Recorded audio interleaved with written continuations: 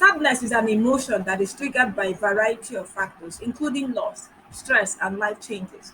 But what's important to understand is that sadness is a normal and natural part of life. However, if it is not well managed, it can consume and take over your life. But what if I told you it's possible to overcome sadness and live a life filled with happiness and joy? Hi, welcome to this special episode of Very Medic. My name is Dr. Jenny, and I'm here to show you how to break free from sadness and live your best life. We'll be exploring 8 critical ways on how you can overcome sadness and live a healthier and happy life. This isn't just a theory or a myth, it is backed by science, real life, and biblical examples. So if you're ready, let's get started. And don't forget to hit the like button and subscribe to this channel for all your health information. Our first line of defense in getting rid of sadness will be changing your thoughts. Sadness often starts in our minds, and the way we think about the situation can greatly impact how we feel. That's why changing your thoughts can be such a powerful tool in overcoming sadness. But how do you actually change your thoughts? Let's find out. One of the best ways to change your thoughts is to challenge negative thoughts when they arise. Ask yourself, is this thought really true? And if it is not, replace it with a more positive and accurate thought.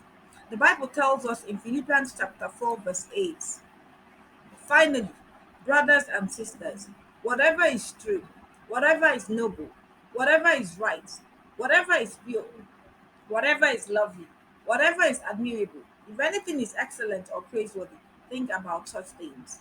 My tip on this will be this: to think positively always. And when negative thoughts come, try to stifle and not dwell on them. Positive thinking may sound simple, but it can make a big difference in how you feel. Our second line of defense in getting rid of sadness will be expressing gratitude and thankfulness always. The second way to overcome sadness is by practicing gratitude and thankfulness. So, by focusing on what we're thankful for, we can shift our focus from what's going wrong in our lives to what is going right. The Bible teaches us the importance of gratitude and thankfulness. In Philippians chapter 4, verse 6, it says, do not be anxious about anything, but in every situation, by prayer and petition with thanksgiving, present your request to God. And here's a tip: start a gratitude journal. Write down 3 things you're grateful for each day. This will help you to focus on the positive and cultivate a thankful heart. Our third line of defense in getting rid of sadness will be staying active and connected. Staying active not only benefits our physical health, but also our emotional being. When we engage in activities that bring us pleasure and connect with others, it helps us to improve our mood and combat sadness. And here's the thing: you don't have to be an athlete or a social butterfly to get the benefits of staying active and connected. Even simple activities like taking a walk or reaching out to a friend can make a big impact. The Bible teaches us the importance of taking care of our physical and spiritual health. In 1 Corinthians chapter 6, verses 19 to 20, it says, do you not know that your body is a temple of the Holy Spirit, who is in you, whom you have received from God? You are not your own. You were bought at a price. Therefore, honor God with your body. So, by staying active and connecting with others, we're not only taking care of our physical health, but we're also honoring God and allowing the Holy Spirit to work through us. Here is a tip for you: try to find activities that combine physical activity with social interaction, such as joining a sports team, a prayer club, or volunteering at a local community center. Not only will you be staying active, but you will also be making new friends and forming relationships that can provide support and encouragement when you're feeling down. Our fourth line of defense in getting rid of sadness will be practicing mindfulness and meditation. Mindfulness and meditation have been shown to help reduce stress and improve mood. By focusing on the present moment, we can let go of worries and negative thoughts and find peace and calm in our lives. The Bible teaches us the importance of stillness and quietness. In Psalm chapter 46, verse 10, it says, be still and know that I am God. By practicing mindfulness and meditation, we're seeking stillness and quietness in our lives and connecting with God in a deeper way. And here is the tip: try starting each day with a mindfulness or meditation practice. Just a few minutes of mindfulness each day can help set a positive tone for the rest of your day. Our fifth line of defense in getting rid of sadness will be practicing how to serve others. Serving others have been shown to have a powerful impact on our emotional well being. By focusing on the needs of others, we can let go of our own worries and concerns and find joy in making a difference in the life of others. The Bible teaches us the importance of putting others before ourselves. In Philippians chapter 2, verses 3 to 4, it says, "Do nothing out of selfish ambition or vain conceit. Rather, in humility, value others above yourselves." By serving others, we're putting others first and following the example set by Jesus.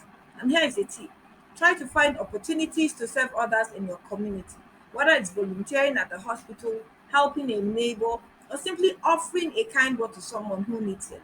Serving others can bring a sense of purpose and joy to our lives. Our sixth line of defense in getting rid of sadness will be spending time in nature.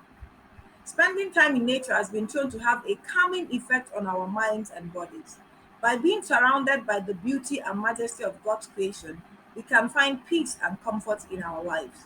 The Bible teaches us that God's creation is a source of joy and wonder.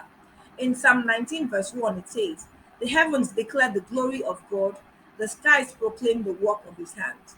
By spending time in nature, we're connecting with God and recognizing his handiwork in the world around us. And here's a tip: try to spend at least 30 minutes a day in nature, whether it's going for a walk, visiting a park, or simply sitting outside and taking in the sights and sounds. Spending time in nature can help you connect with God and find peace in your life. Our seventh line of defense in getting rid of sadness will be pursuing hobbies and interests. Pursuing hobbies and interest has been shown to bring a sense of fulfillment and joy to our lives. By doing things we enjoy, we let go of worries and focus on the present moment.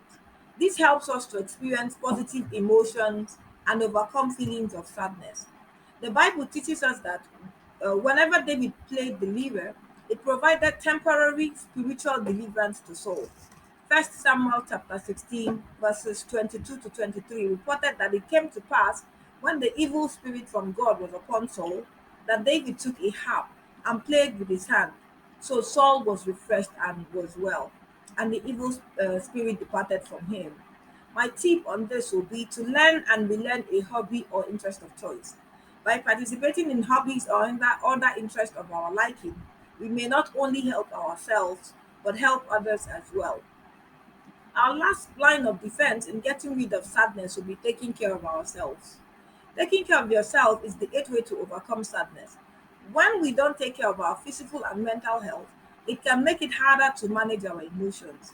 The Bible teaches us the importance of self care. In Mark chapter 12, verses 30 to 31, Jesus says, "Love the Lord your God with all your heart and with all your soul and with all your mind and with all your strength." We can fully love and serve God only when we're able to take care of our physical and emotional well being. And here's a little secret: taking care of yourself doesn't have to be complicated or time consuming. Simple things like taking a warm bath or reading a book before bedtime can make a big difference in how you feel. And there you have it: 8 simple yet powerful strategies for overcoming sadness in no particular order, all rooted in biblical teachings. Remember, sadness is a normal part of life, but by implementing these tips, we can live a happy, victorious, and fulfilled life. Are you feeling sad now? What is your favorite tip and which would you start implementing right away? Share with us in the comment section and see you in the next video. Bye bye.